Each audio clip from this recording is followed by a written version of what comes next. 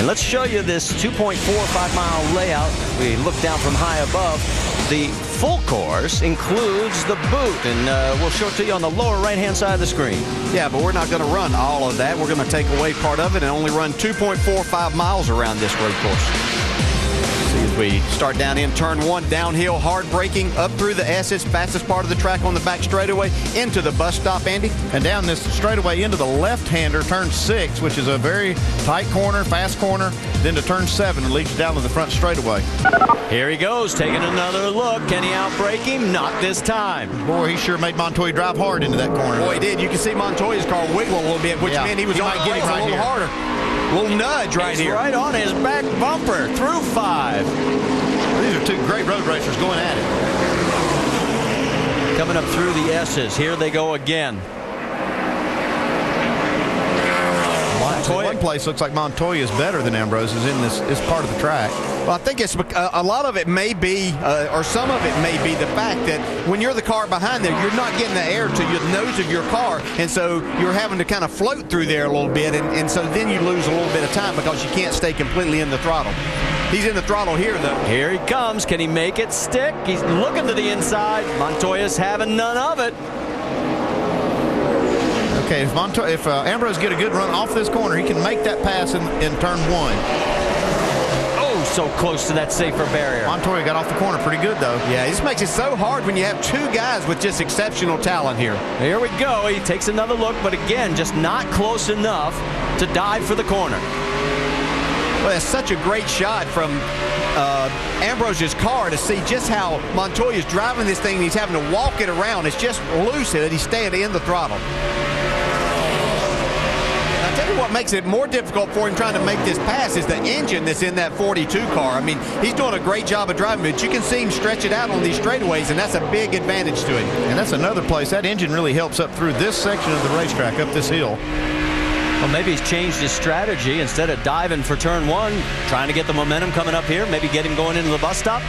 Well, as you try, as you go around with each lap, you think about something a little bit different. Okay, I'm not going to be able to make the pass right here, so I have to try out a little different strategy. Can't get it done again. They follow each other, nose to tail through the bus stop chicane. He was just dogging him in every corner here, and you can see him go high and low. This is coming down into turn 1. He was able to outbrake him here, take that spot away.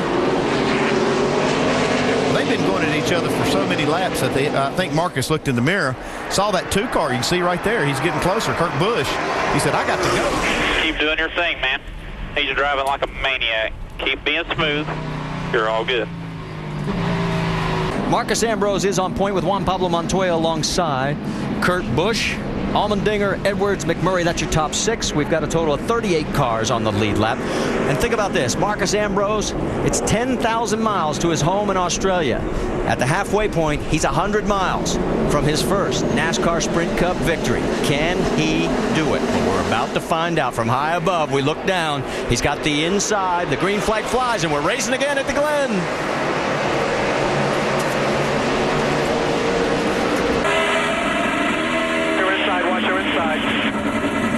Yeah, wheel hop. You hear it right there. Out there, 3 wide bottom, 3 wide bottom. Back to 3 wide bottom. Montoya's coming out the lead.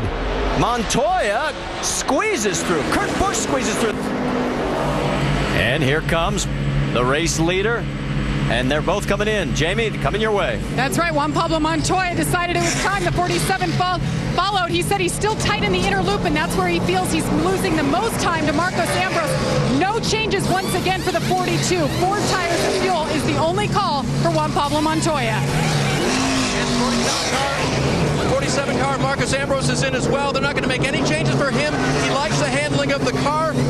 He's going to try not to do what he did last time, which is wheel hop. So far, he's been solid on the track ever since as he tries to take down the race leader. He's going to be behind him leaving pit road. Montoya's crew does the job. They get him out first. It's like Ambrose got just a little close to the wall for the jack man there. Maybe it hurt him just a little bit. Montoya up front with Ambrose, then Kurt Busch, A.J. Allmendinger, McMurray 5th, Edwards 6th, then Harvick, Stewart, Burton, and Kyle Busch is now 10th. Coming up through the S's, A.J. Allmendinger's got his hands full with McMurray and Carl Edwards.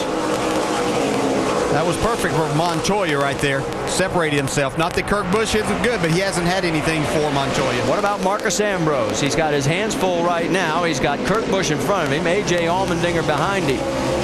And it's allowing Juan Pablo Montoya to check out. Yeah, Ambrose can't mess around too much longer if he's planning on having a shot at winning this race. Here comes Marcos Ambrose, still looking for his first Sprint Cup win. Underneath him, they ride each other out to the far end of the track, takes the spot. What a move he made in that. That's just incredible. He can carry so much speed down in there and yet come out of the corner. Okay, everybody else we see is jumping on the brakes and wheel hopping and everything and getting out of shape and getting passed again, but not Marcos. You guys have been watching the lap times closely. Yeah, Montoya's actually been able to beat Ambrose somewhere between a tenth to 2/10 of a second per lap, even after Ambrose took over that second spot. Right now, Ambrose's car is not fast enough to beat Montoya. He's off. Yeah, he's got some issues because he's nowhere near as fast as Montoya is. So could there be a problem for the 47? Marcos Ambrose, as he is fading now. It's 4.2 seconds. Over the years, I always pushed really hard like Marcos pushed, and you get to the end of the race and you don't have enough brakes, you don't have enough car. And this year I said, when I got out in the lead, just make sure you save the brakes. When he got behind me, I pushed a little hard, but I was always trying to still, push harder, but don't kill the brakes or anything. Good job. Way to go there, big boy. Good job. And man, baby. Good job.